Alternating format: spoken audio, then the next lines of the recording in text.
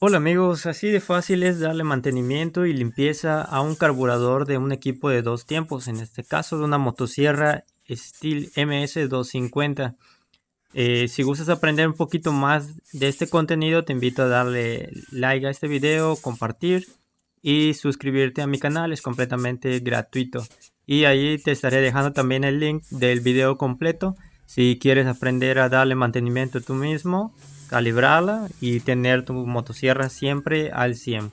Estaré subiendo más tutoriales más adelante, así que estén pendientes, pueden activar la campanita para que les lleguen las notificaciones.